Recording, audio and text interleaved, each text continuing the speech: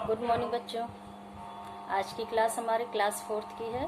Class 4th में Hindi first Hindi व्याकरण एवं रचना से लेसन 4। कल मैंने आपको लेसन 3 का रिवीजन करा दिया है और आज हम लेसन 4 से रिवीजन स्टार्ट करते हैं। लेसन 4 हमारा संज्ञा है। अब यहाँ हम संज्ञा के बारे में पहले आपको समझाए हैं, लेकिन आज की रिवीजन सेकेंड टाइम का रिवीजन जो हमारा चल रहा है उसमें भी हम इसको अच्छे से समझाने की कोशिश कर रहे हैं आपको। तो बुक में हमारा दिया गया है कि मोहन, आप भी अपनी बुक सामने से खोल कर रखिए ताकि जो मैं बोल रही हूँ उसको भी आप कम से कम अपने बुक में सामने रख करके देख तो सकते हैं। अगर कहीं कुछ डाउट हो तो आप फ़ोन करके उसको हमसे पूछ सकते हैं। मोहन, कल स्वतंत्रता दिवस है, हमारे विद्यालय में झंडा फहराया जाएगा। सुना है मेयर हमारे विद्यालय में आकर राष्ट्रीय ध्वज फहराएंगे। मैंने बहुत सारे फूल ध्वज में बांध दिए हैं। ध्वज फहरते ही फूल सब बच्चों के ऊपर गिरेंगे तो बहुत अच्छा लगेगा। राष्ट्रगान के पश्चात सभी को मिठाइयाँ बांटी जाएंगी।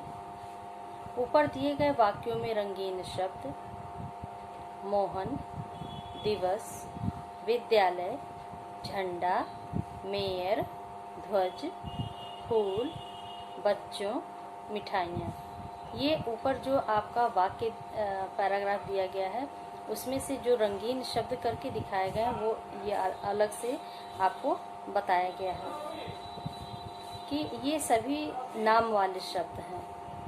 जितने भी ये नाम वाले शब्द हैं उनको यहाँ अलग से रंगीन करके आपको समझाने के लिए बताया गया है। एक बार हम फिर से दोहरा दे रहे हैं इसको। जो रंगीन शब्द हैं मोहन, दिवस, विद्यालय, झंडा, मेयर, ध्वज, फूल, बच्चों, मिठाइयाँ, ये आपको रंगीन करके दिखाया गया है ताकि आपकी समझ में आसानी से आ सके।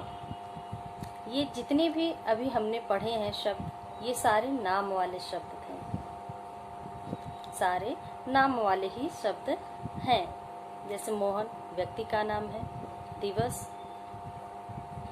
दिवस क्या है? दिन।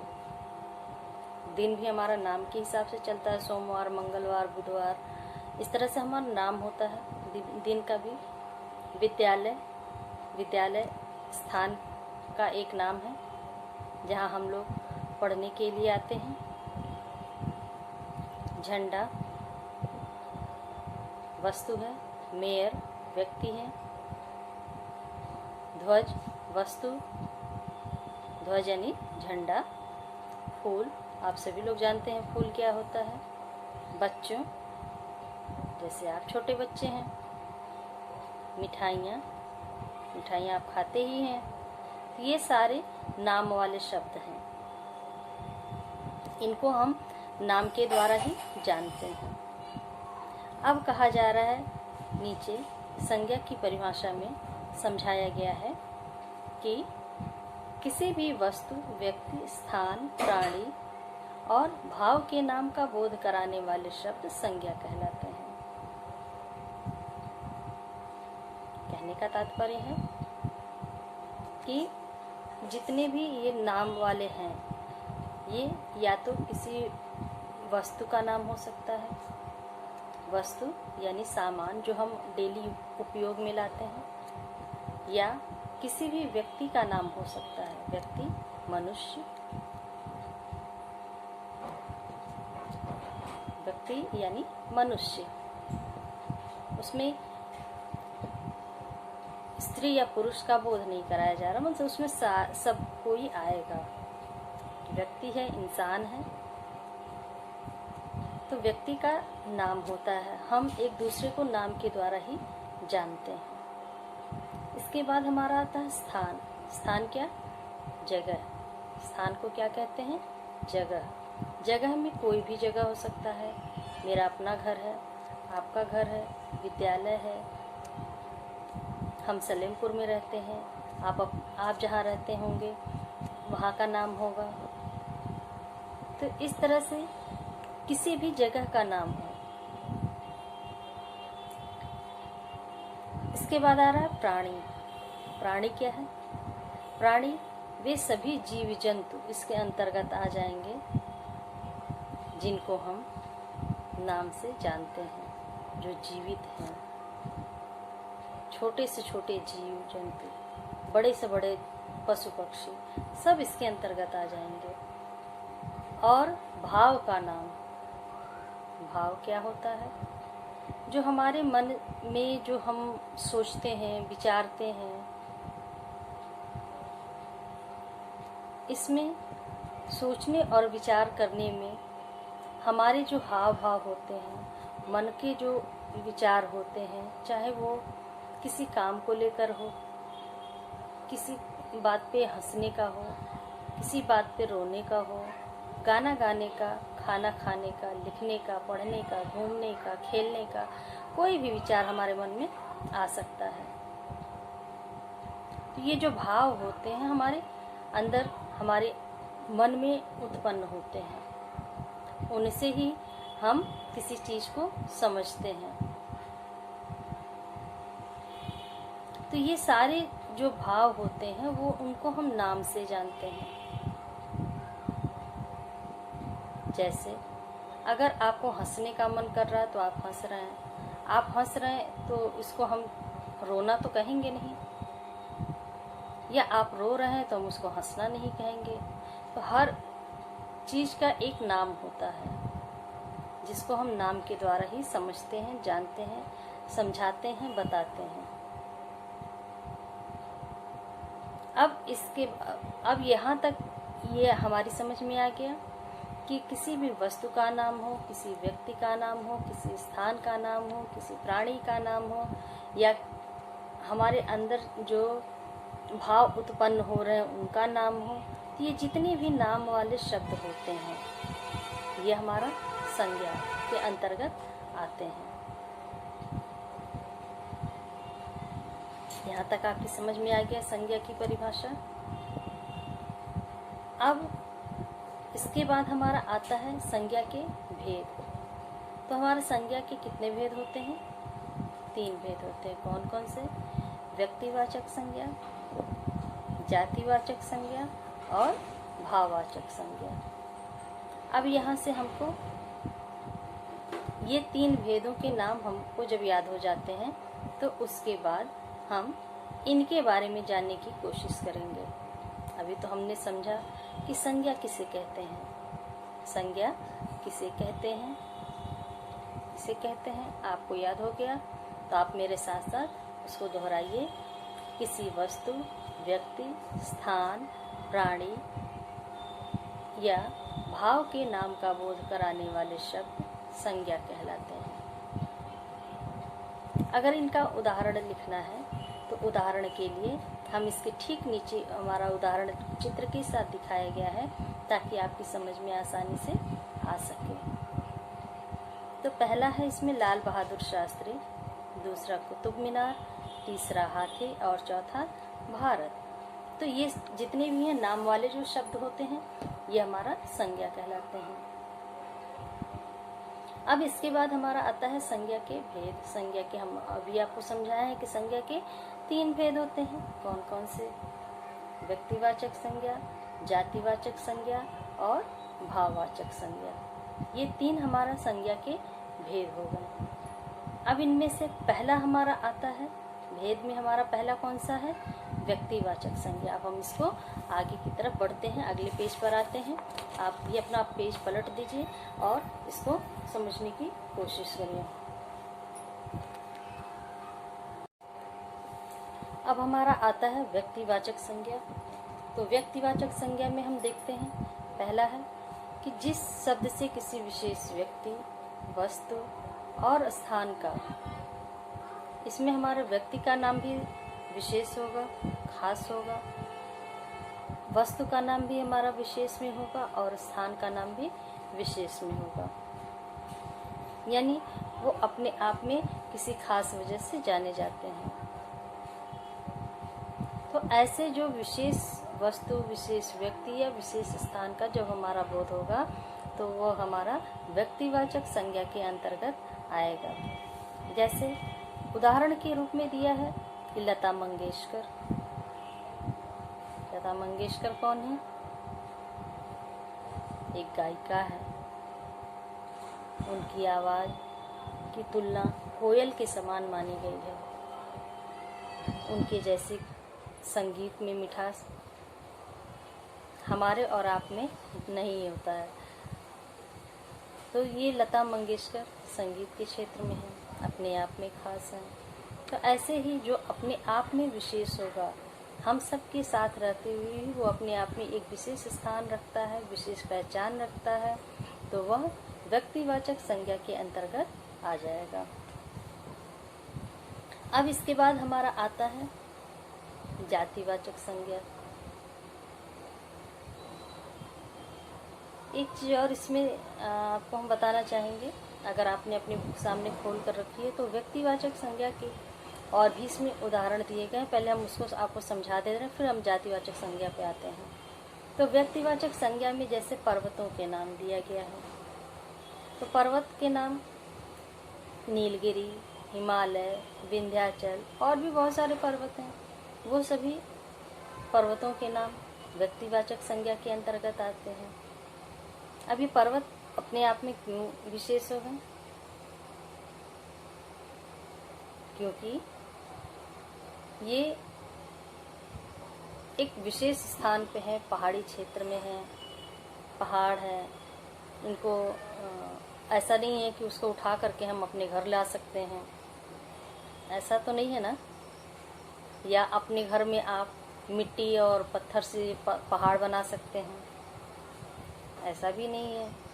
तो वो पर्वत जो है अपने आप में विशेष हो गए। दिनों के नाम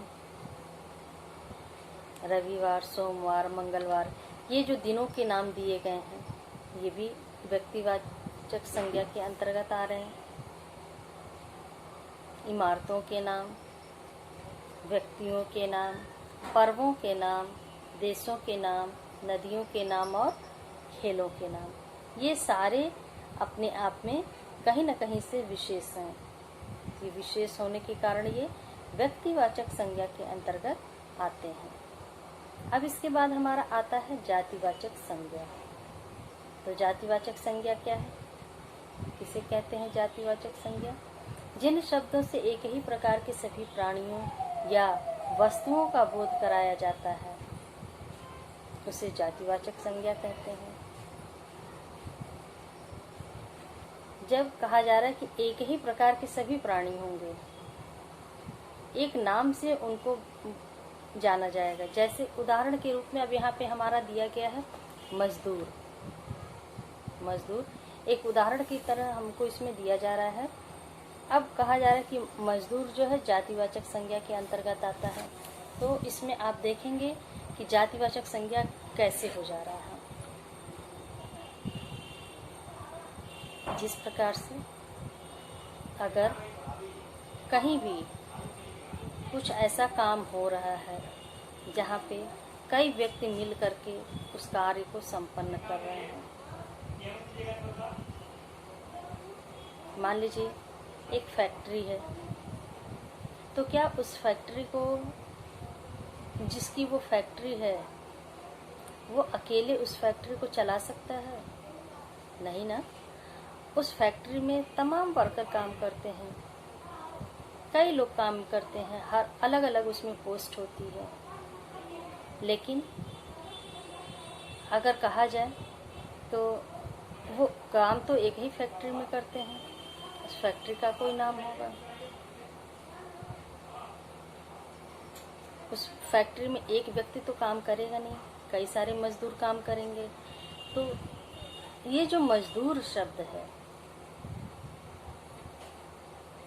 अगर कहा जाता है कि उस फैक्ट्री में मजदूर काम कर रहे हैं, तो मजदूर, तो यहाँ सिर्फ मजदूरों नहीं कहा गया, मजदूर कहा गया है।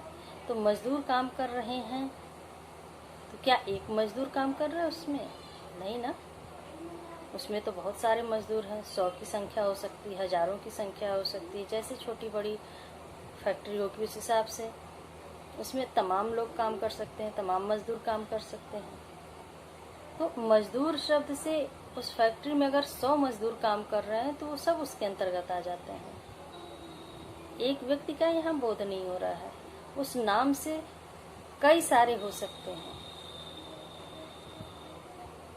इसी तरह से किताब कहा गया है। अब इस किताब शब्द का अर्थ ये नहीं है कि एक किताब के यहाँ बारे में बात की जा रही है। हर विषय की किताबें होती हैं, हर विषय की किताब होती है। हम अपने धर्म संप्रदाय के अनुसार भी धार्मिक पुस्तकें रखते हैं, वो सब इसमें इसके अंतर्गत आ जाएंगे। ऐसा नहीं है कि हम एक विषय से एक किताब के बारे में बात कर रहे हैं। अगर किताब कहा जा रहा है तो अगर उसका नाम नहीं दिया गया है तो उसके अंतर्गत सभी विषयों की किताबें आ सकती हैं, सभी ग्रंथ आ सकते हैं, सभी धार्मिक पुस्तकें आ सकती हैं। इसके बाद आता है घड़ी। घड़ी कहा जा रहा है तो घड़ी, अब ये तो बताया नहीं गया कि कलाई पे बांधने वाली घड़ी है, दीवार पे टांगने वाली घड़ी है या टेबल पे रखने वाली घड़ी है। कौन सी घड़ी है? नाम दिया गया? मैंने नाम लिया नहीं ना, मैंने सिर्फ घड़ी कहा। तो उस घड़ी शब्द से कोई भी घड़ी हो सकती है। तो ऐसे बहुत सारे उदाहरण हो जाते हैं। जैसे कहा जा रहा है कि अभी हमने आपको बताया कि व्यक्तिवाचक संज्ञा के अंतर्गत नदियों के नाम आते हैं, कहा है ना। लेकिन अब यहाँ पे जातिवाचक संज्ञा में भी आप देखेंगे कि नदी शब्द है, नदी का नाम नहीं दिया गया है, सिर्फ नदी कहा गया है। अगर नदियों के नाम दे दिए जाएंगे, ये गंगा नदी है, ये यमुना नदी है, ये ब्रह्मपुत्र नदी है, तो जब नाम दे करके संबोधित किया जाएगा तो वो जातिवाचक संज्ञा होगी। लेकिन अगर नाम नहीं दिया गया है, सिर्फ ये कहा जा रहा है कि नदियां बह रही हैं। अब उस नदियां बह रही हैं कहा जा रहा है, तो नदियां में कौन सी नदी के बारे में बात की जा रही है? नाम तो हमने लिया नहीं, सिर्फ नदी कहा। तो ये नदी कहने से जब तक नाम नहीं संबोधित किया जाए, नाम से संबोधित नहीं किया जाएगा, तब तक वो जातिवाचक संज्ञा के अंतर्गत आएगा। यही चीज पहाड़ में भी है। अगर नाम है तो वो व्यक्तिवाचक संज्ञा हो गई। लेकिन अगर नाम नहीं है, सिर्फ ये कहा जा रहा है कि पहाड़ है, तो जातिवाचक संज्ञा हो गया। फल, सब्जी, आदमी, पेड़, फूल, इमारत, अध्यापक, अध्यापिका, खिलाड़ी, पशु, पक्षी, बच्चे, मंदिर, मस्जिद, गिरजाघर, ऐसे इतने सारे शब्द दे दिए गए हैं, इतने सारे उदाहरण आपको दिए गए हैं। लेकिन अगर इनको किसी खास नाम से नहीं संबोधित किया जा रहा है तो ये जातिवाचक संज्ञा होगा। अगर नाम डाल करके कहा जाएगा तब ये व्यक्तिवाचक संज्ञा होगी। अगर नाम नहीं है तो जातिवाचक संज्ञा। यहाँ तक आपकी समझ में आ गया। अगला हमारा तीसरा है भाववाचक संज्ञा।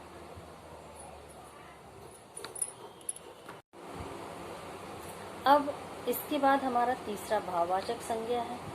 भाववाचक संज्ञा में जिन शब्दों से किसी व्यक्ति या वस्तु की गुण, दशा, स्थिति या भाव आदि का पता चलता है उन्हें भाववाचक संज्ञा कहते हैं। अब इसको हम समझाने की कोशिश कर रहे हैं आपको। जैसे कहा जा रहा है कि जिन शब्दों से किसी व्यक्ति के गुण, किसी वस्तु या व्यक्ति के, दोनों के बारे में यहाँ बात हो रही है, या तो व्यक्ति का नाम हो या किसी वस्तु के नाम हो, उनकी गुण, दशा, स्थिति या भाव आदि का पता चलता है।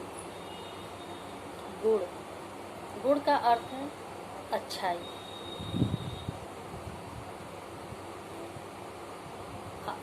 दोष का अर्थ होता है बुराई। तो यहाँ पे गुण, दशा, स्थिति कहा जा रहा है। दशा, स्थिति, ये सारे जो है ये सब हमारे भाववाचक संज्ञा के अंतर्गत आते हैं। या भाव भी है। भाव क्या है? मन के जो विचार हैं, मन से जो उत्पन्न हो रहा है, मन में जो ख्याल आ रहे हैं, ये सारे हमारे भाववाचक संज्ञा के अंतर्गत आते हैं। जैसे उदाहरण में दिया गया है प्यारा। प्यारा, बच्चा बहुत प्यारा है। कहा जाता है ना कि ये बच्चा बहुत प्यारा है, इसको देखते ही मन करता है इसे गोद में ले लें। ये भाव कहाँ से आया? मन से आया ना। बच्चा बहुत सुंदर है, बहुत साफ सुथरा है, बहुत प्यारा लग रहा है। तो जो चीज़ हमको, हमारे मन को अच्छी लग जाए, वही गुण के अंतर्गत आएगा। जो हमारे मन को अच्छा न लगे वो दोष के अंतर्गत आ गया। अब यहाँ पे मिठास कहा जा रहा है। अगला उदाहरण है हमारा मिठास। मिठास क्या है? हम अगर कोई मीठी चीज़ खाएंगे,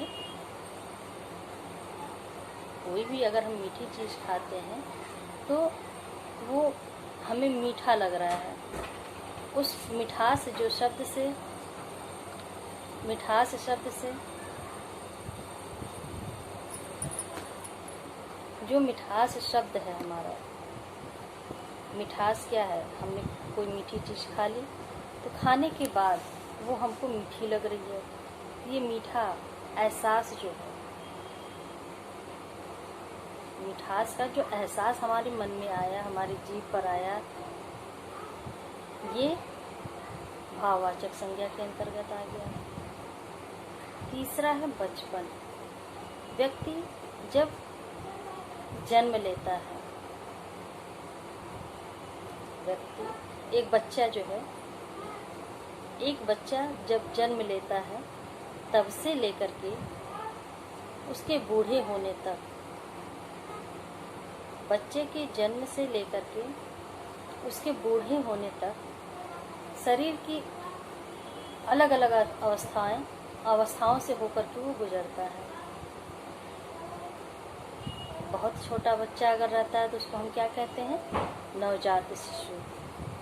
बहुत छोटा है, थोड़ा बड़ा हुआ, बचपन है, थोड़ा और बड़ा होता है, किशोरावस्था, थोड़ा और बड़ा हुआ, युवा अवस्था, थोड़ा और बड़ा हुआ, प्रौढ़ावस्था और बड़ा हुआ, वृद्धावस्था। ये सारे उम्र के हिसाब से हमारा शरीर जो है अलग अलग अवस्थाओं से होकर के गुजरता है।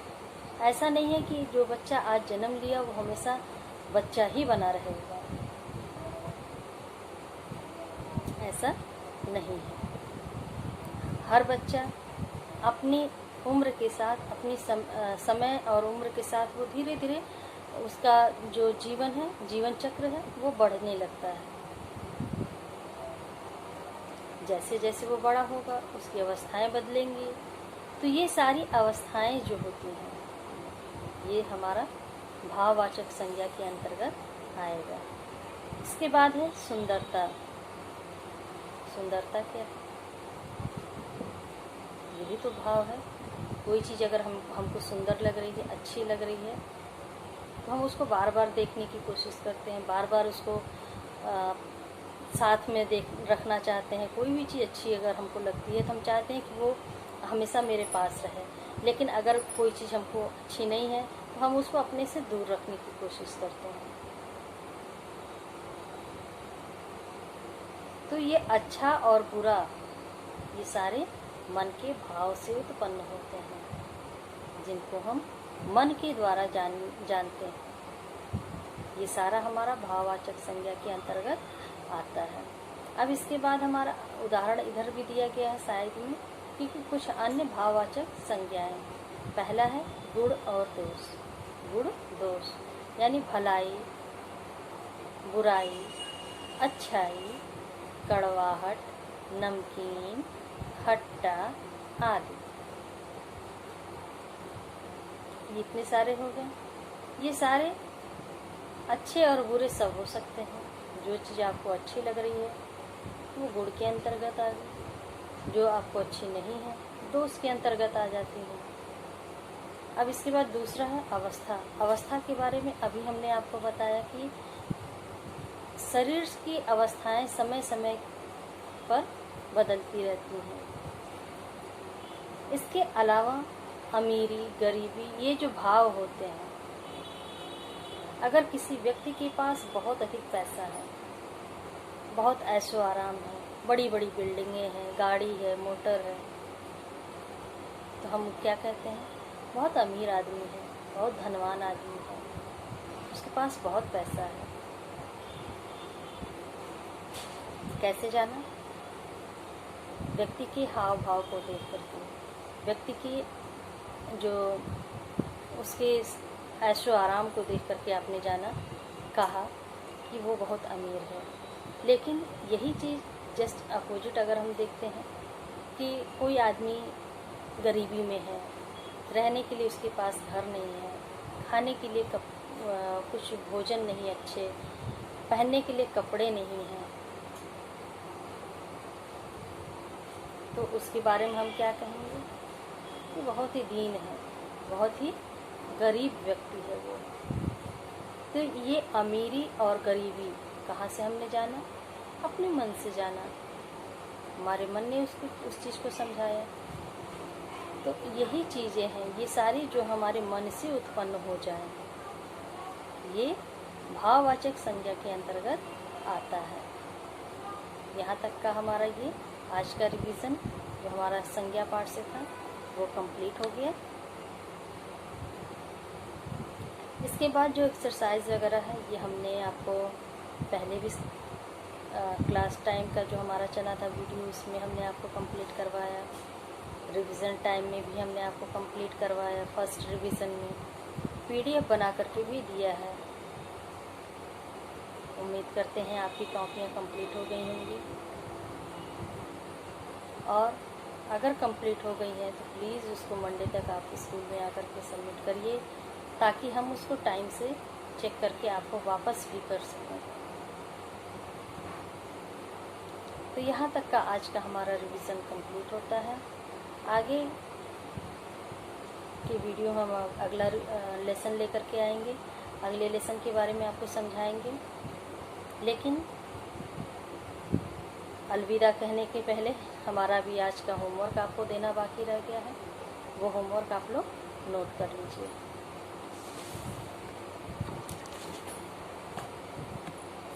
आज का होमवर्क है व्यक्तिवाचक, जातिवाचक, भाववाचक संज्ञा को याद कीजिए। ये हमारा आज का गृह कार्य यानी होमवर्क हो गया। व्यक्तिवाचक संज्ञा, जातिवाचक संज्ञा, भाववाचक संज्ञा को याद कीजिए। उम्मीद करते हैं आप इसको अपने डेली के होमवर्क डायरी में, जो आपको स्कूल से डायरी मिली है, हम जितने भी होमवर्क आपको देते हैं आप उसमें इसको नोट करते रहिए।